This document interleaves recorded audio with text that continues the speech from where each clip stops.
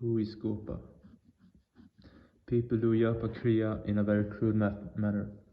It can be said that their method of incantation is like the talk of a parrot. Parrots talk, parrots say so many things without understanding the meaning, without understanding the spirit of what is meant.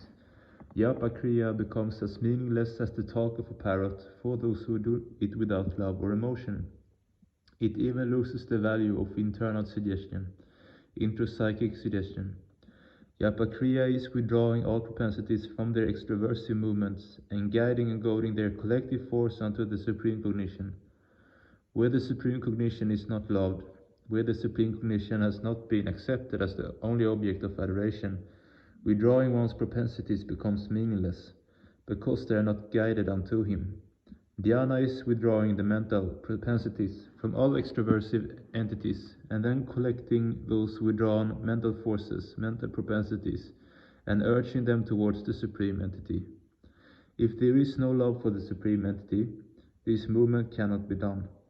Where there is no love, the mind will not run after him. So dhyana also becomes meaningless. Dhyana comes from the root verb dai, which means to withdraw the mental propensities and to goad them towards him. So if people practice all these things without having love for the Supreme, they won't be able to get anything. But if there is an iota of love, if there is a wee bit of love, they gain everything. Only those intelligent people who know this, even if they are not efficient or proficient in the sphere of Dharma, even if they are not efficient in doing japa kriya, even if they know nothing regarding yoga, even if they know nothing regarding celestial and extra-celestial knowledge, even if they do not understand Guru Bhakti, even if they do not understand the inner spirit of japa, even if they do not know jhana, can get everything if the spirit behind this idea of loving the Supreme is just in a rudimental phase. In a later phase it becomes, I love him not to get anything, I love him because I get pleasure in loving him, and for no other purpose. And in the final stage, the devotee feels that, I love him not to get any pleasure for myself, I love him because I want my love to give him pleasure. That is purely unilateral, not reciprocal. Where there is the idea of reciprocity, it is not devotion. It is an ordinary commercial transaction.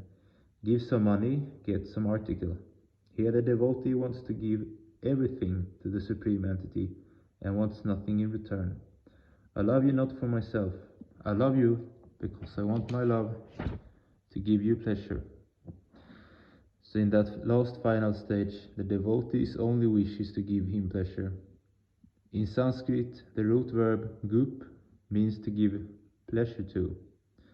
And the one who has developed this type of love for the Supreme is called gopa. Gopayate yaha saha gopaye. The one who gives pleasure to Lord Krishna is gopa.